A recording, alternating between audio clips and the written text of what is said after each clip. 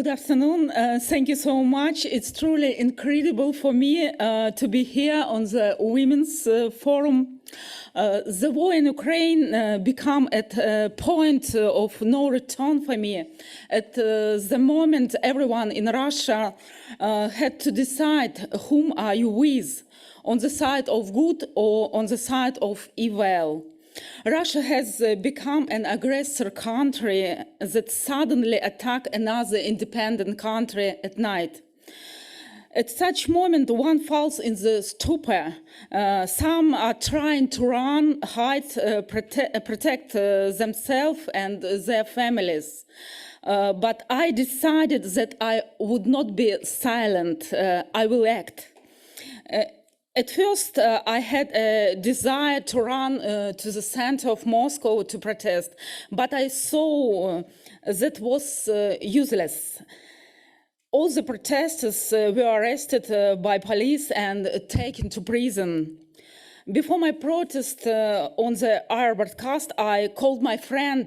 He resigned from TV on the first day of the war. I jokingly told him about my plans. He was horrified. He said, "Don't do it. You are a weak woman. Wait another week and we men will decide everything. We will stop this war. You don't have to take risk. It's huge risk. You are alone. You have children." After my protest, this man was so scared that he even stopped answering my calls. But I wasn't afraid. After my protest, I have been interrogated for 3 hours at the TV center. Then there was 14 hours interrogation without lawyers at the police station. I had nothing to hide. I had to true on my side. The Russia, it's forbidden to call a war a war. But I don't want to be hypocritical. Every day people die in Ukraine. Millions of destinies are destroyed. I understand very well how Ukrainian women and children feel now. As a child, I experienced the same things. My family fled from Grozny when the first Chechen war started there. My house was destroyed and our things were burned. Then were many years for torments, suffering, and hopelessness. The first victims of this senseless war are Ukrainian women. They are raped. Russia kidnapped their children. 1 month ago, when I worked as a journalist in Moldova, I talked to women and children from Mariupol. They told how they sat in the basement, they ate cats and buried their husband in flower beds. For me, it was a real shock. Hundreds of women and children now live in the huge exhibition center of Chisinau.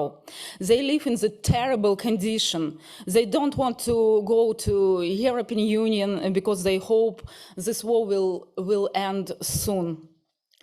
2 weeks ago, as a journalist, I went to Ukraine. This is my native country. I was born in Odessa, but I have lived in Russia almost all my life. My father is Ukrainian, my mother is Russian. I wanted to crush the Kremlin propaganda. I wanted to tell the Russians about the war crimes in Bucha, in Mariupol. I really want to help. But I was not allowed to work in Ukraine. I was forced to flee from Kiev, hiding in the back seat of the car. The Ukrainians accused me to be Russian and allegedly a former propagandist, which absolutely not true, and therefore I have no rights to come to Ukraine. Its situation is absurd now. The Russian authorities want to deprive me of citizenship and put me in jail. The Ukrainian authorities want to ban me from entering the country and put me in jail too. This is information war, and no one trusts anyone, and I happened to be in the epicenter of this confrontation. I was allowed to leave Russia because my children stayed there. My ex-husband, who works for another Kremlin propaganda TV channel, doesn't allow them to leave Russia. He filed charges against me in court. He's trying to take my children away from me because I am traitor. That's where I am as a result of my fighting against this senseless war. But I don't regret anything. Good will still triumph over evil, and I will continue to fight for it.